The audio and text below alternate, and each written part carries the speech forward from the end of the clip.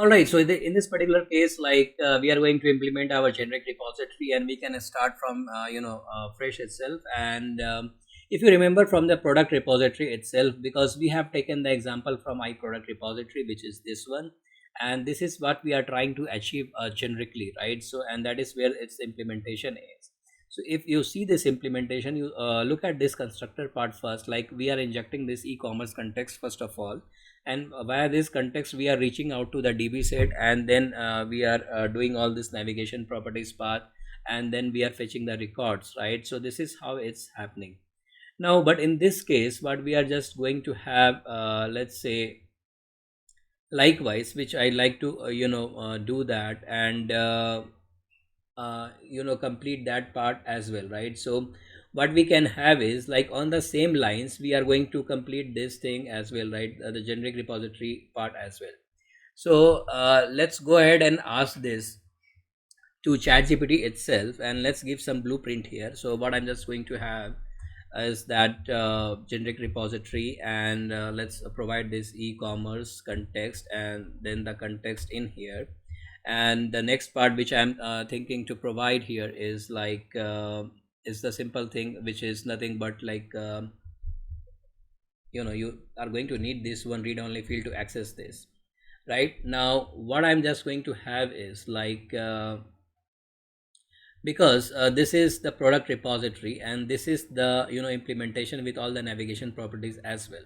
So you can supply this as a blueprint. Let's say I have this generic repository to ChatGPT, and we can also complete that, but since we are using ChatGPT as a parallel programmer, so I like to show you unleash the more power of ChatGPT, so that you guys can have this as an use this as an arsenal to generate the code as soon as possible. At the same time, you should be knowing what you are doing, otherwise there is no point in just following this up and doing copy pasting, because this will at the end it won't result any, it won't give you any weightage in that long run itself, because you need to know actually what you are doing, right?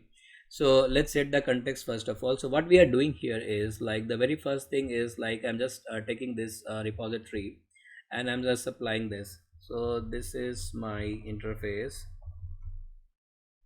shift enter, and then again shift enter. Shift enter is basically to come on the new line, and now this is my implementation, right? And let's go here, and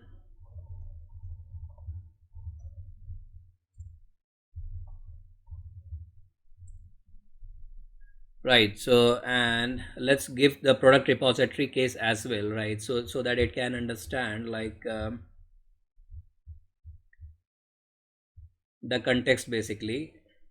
And this is my product repository.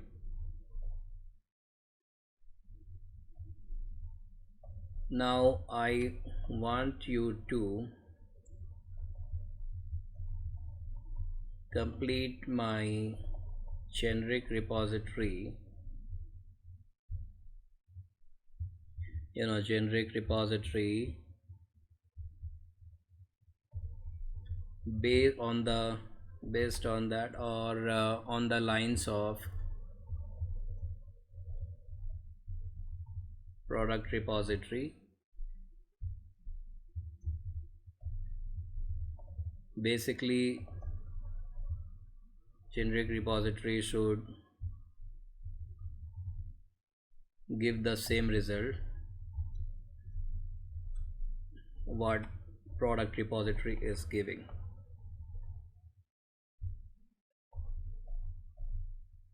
right? So this is it. And if you just try this thing here, like, so you see, like, what it is going to print here, right? So this is at the moment is getting generated, and you see this, it has started implementing generic repository, where t being the base entity. And this is how it's trying to come up with this, and this is what it has narrated that, right? So this context t and set t, it's doing. So basically here in this particular line, what it is doing is it's setting that db set. So let's say you are supplying product, so in that case t will be substituted with that the product db set, and then it is going to query that one. So we could have also done this by hands itself, simply copy pasting the things and just putting this context dot set t, and it could have done the same thing. But I wanted to show you how to unleash the power of ChatGPT, and in the context of like what you are doing. Also make sure like whatever chat gpt thread you are using, you stick to on the same chat, because if you stick to if you are going to jump to multiple chats, what it will happen, like chat gpt won't be remembering any of the context from the previous chat, right? So, and it won't remember the context from the between the threads, like between the chats. So that's why I stick to the same chat, like on the same chat what you are doing, so at least it can get to the point like what it was doing previously, and it can recollect the info, and it will be easy for you to get to the point, rather than explaining from the scratch again. And this looks fine to me, and in case if you like to have more details about this what is being done, so here in this it has also mentioned the summary of that. So get product by id async and get products async methods are generic with an entity type that inherits from base entity. Of course, this included required navigation properties. Navigation properties is the include ones, like which is I mean, this is how that foreign keys are getting associated. If you remember how product is associated with product type and with brand, and this is what this navigation properties it's known for, right? And that's how it's getting fetched here. And this is the summary of this. Now let's see if you like guys like to know more detail about this. So you can simply ask this thing question like, can you explain me, like a layman itself, can you explain me line by line, that's it, right? So it can explain you line by line into this context itself, like what is happening. We start importing necessary namespaces. It started basically from namespaces itself. We declare generic repository and class which is generic class that can work with any type t that inherits from base entity, and the class I generic repository of t interface which defines the contract, and then context, what is the meaning of that, and then it comes to that particular get product by id async. So if you see that now it's explaining that particular method, that it takes id as a parameter which is asynchronous, returns a single entity type of t by querying the database, and then context set t is used to access the db set, as I was saying, right? It used to access the db set for the specified type t, which t is getting substituted at the runtime itself. So this allows you to work with db set associated with generic types basically. And then this include p as product and include p as product brand for that are used to eagerly load navigation properties. So this is you might have heard in .NET like lazy loading and eager loading. So this is what we are actually eagerly loading this thing with this navigation property.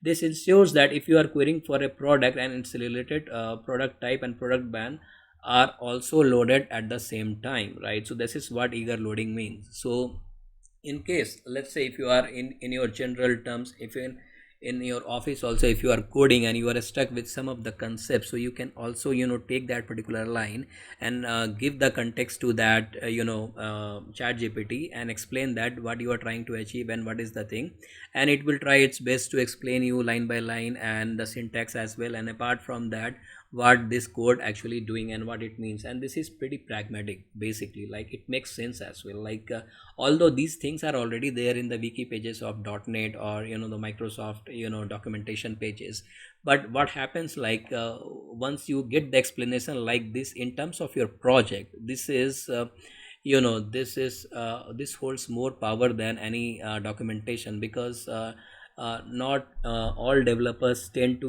refer to those documentation pages, and they generally fall back to Stack Overflow for quick solutions or Google itself, and this is pretty meaningful in that case, right? So you are actually solving your problem as well, and you are getting the context as well. Now having said that, let's go ahead and try this particular code which we have taken, and just put that into generic repository itself as is, and let's see if there is any exception. Remove unused directives there are, and it says an expression tree lambda cannot contain additional access expressions, so that's fine. And this question will post this to ChatGPT into the next session, as this video is getting a little longer. So let's switch to that next video itself.